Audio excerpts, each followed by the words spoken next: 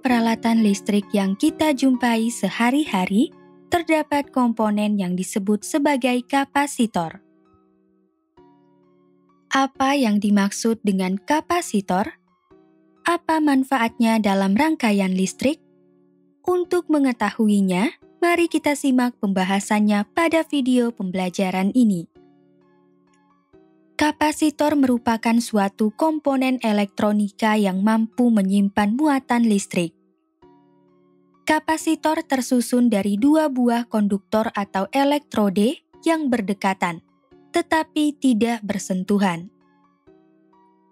Hampir semua rangkaian elektronika memanfaatkan kapasitor, yaitu suatu komponen yang juga biasa disebut sebagai kondensator. Muatan listrik disimpan di dalam kapasitor untuk digunakan pada saat tertentu. Contohnya adalah untuk menyalakan lampu flash kamera. Kapasitor juga dimanfaatkan dalam proses backup energi pada beberapa peralatan atau device seperti komputer jika terjadi pemutusan aliran listrik. Selain itu, kapasitor juga mampu menahan lonjakan muatan dan energi listrik agar tidak merusak rangkaian. Di antara dua elektrode pada kapasitor, terdapat jarak pemisah atau sekat bahan isolator yang disebut sebagai dielektrik. Nah, berdasarkan bahan dielektrik atau isolator, terdapat jenis-jenis kapasitor yang ada di pasar komponen elektronika, yaitu kapasitor keramik, kapasitor polyester, dan kapasitor kertas. Selain itu, ada pula kapasitor mika, kapasitor elektrolit, dan kapasitor tantalum. Pertama, kapasitansi kapasitor. Struktur yang paling sederhana dari suatu kapasitor berupa keping atau plat sejajar yang masing-masing memiliki luas penampang A dan terpisah sejauh D seperti pada gambar berikut. Dalam beberapa aplikasi, proses fabrikasi menggulung plat sejajar tersebut sehingga berbentuk silinder seperti berikut. Berdasarkan struktur dasar kapasitor yang berupa dua plat sejajar, simbol kapasitor berupa dua garis sejajar sama panjang. Jika dua kutub sumber tegangan dihubungkan dengan kapasitor seperti gambar berikut, muatan listrik mengalir dari baterai menuju tiap-tiap plat kapasitor. Akibatnya, satu plat akan mendapatkan muatan positif atau positif Q dan plat yang lainnya mendapatkan muatan negatif atau negatif Q. Pada kondisi seperti ini, kapasitor akan mendapatkan muatan sebesar Q yang besarnya sebanding dengan beda potensial antara dua plat, yaitu V. Hubungan keduanya dinyatakan dalam persamaan berikut. Q sama dengan C dikali V, yang selanjutnya kita namakan sebagai persamaan 1. Pada persamaan 1, konstanta C inilah yang disebut sebagai kapasitansi. Kapasitansi merupakan suatu konstanta yang menyatakan kemampuan kapasitor untuk menyimpan muatan. Satuan kapasitansi dinyatakan dalam satuan farad. Beberapa kapasitor yang ada di pasaran memiliki nilai kapasitansi atau kapasitas dalam rentang 1 pikofarad sama dengan 10 pangkat negatif 12 farad sampai 1 mikrofarad sama dengan 10 pangkat negatif 6 farad.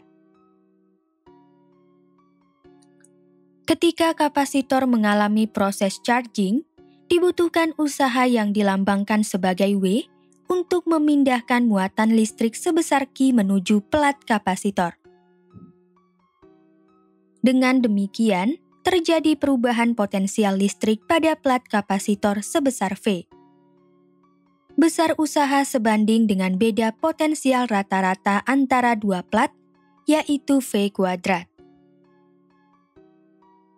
Setelah proses charging berhenti atau jalur dengan sumber tegangan dilepas, usaha saat proses charging tersebut disimpan dalam bentuk energi listrik oleh kapasitor.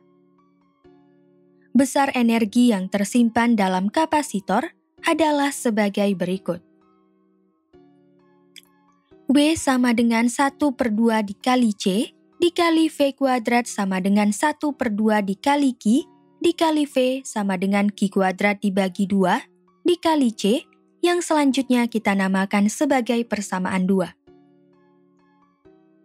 Hal esensial yang perlu dipahami dari persamaan 1 adalah nilai C tidak bergantung pada nilai V dan nilai Q. Kapasitansi ditentukan berdasarkan proses fabrikasi atau pembuatan kapasitor, yaitu bergantung pada luas penampang plat atau A, jarak antar plat atau D, dan bahan dielektrik yang digunakan. Hubungan besaran-besaran tersebut dinyatakan sebagai berikut. C sama dengan epsilon 0 dikali A dibagi D, yang selanjutnya kita namakan sebagai persamaan 3. Nilai epsilon 0 merupakan permitivitas ruang hampa yang digunakan jika di antara plat tidak ada bahan dielektrik atau hanya ada udara. Jika di daerah dielektrik dipasang material tertentu, nilai kapasitansi dinyatakan sebagai berikut. CK sama dengan K dikali epsilon 0 dikali A dibagi D, yang selanjutnya kita namakan sebagai persamaan 4. Nilai K merupakan koefisien bahan dielektrik.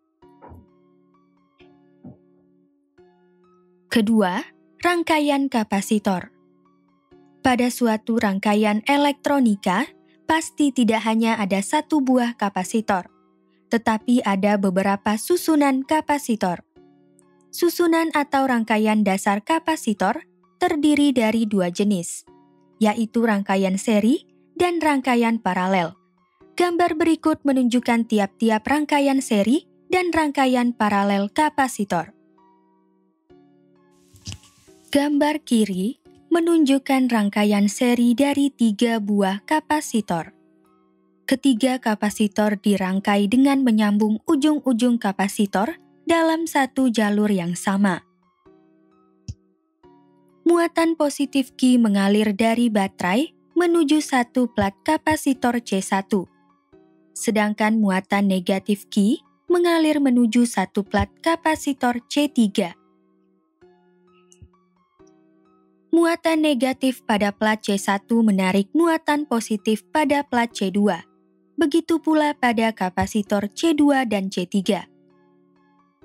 Hal ini menyebabkan daerah di antara tiap-tiap kapasitor dalam kondisi netral. Beberapa karakteristik rangkaian seri kapasitor adalah sebagai berikut. Pertama, jumlah total muatan listrik yang tersimpan dalam rangkaian adalah Qs sama dengan Cs dikali V. Kedua, tiap-tiap kapasitor menyimpan muatan yang sama. Q1 sama dengan Q2 sama dengan Q3 sama dengan Qs. Ketiga, ujung-ujung kapasitor memiliki beda potensial atau tegangan yang membagi tegangan total menjadi masing-masing bernilai V1, V2, dan V3. V sama dengan V1 ditambah V2 ditambah V3. Keempat, tiap-tiap nilai tegangan kapasitor adalah V1 sama dengan Qs dibagi C1, V2 sama dengan Qs dibagi C2, dan V3 sama dengan Qs dibagi C3. Kelima, nilai hambatan pengganti kapasitor seri adalah 1/Cs sama dengan 1/C1 ditambah 1/C2 ditambah 1/C3. Sementara itu, gambar kanan menunjukkan rangkaian paralel dari 3 buah kapasitor. Ketiga kapasitor dirangkai dengan menyambung ujung-ujung kapasitor dalam satu jalur yang berbeda atau jalur bercabang. Beberapa karakteristik rangkaian paralel kapasitor adalah sebagai berikut. Pertama, jumlah total muatan listrik yang tersimpan dalam rangkaian adalah Qp sama dengan Q1 ditambah Q2 ditambah Q3. Kedua, ujung-ujung kapasitor memiliki beda potensial atau tegangan yang sama. V sama dengan V1 sama dengan V2 sama dengan V3. Ketiga, tiap-tiap muatan yang tersimpan dalam kapasitor Q1 sama dengan C1 dikali V, Q2 sama dengan C2 dikali V, dan Q3 sama dengan C3 dikali V. Keempat, nilai hambatan pengganti kapasitor paralel adalah Cp sama dengan C1 ditambah C2 ditambah C3. Kesimpulan. Poin-poin penting pada pembelajaran kali ini adalah sebagai berikut. Pertama, kapasitor merupakan suatu komponen elektronika yang mampu menyimpan muatan listrik.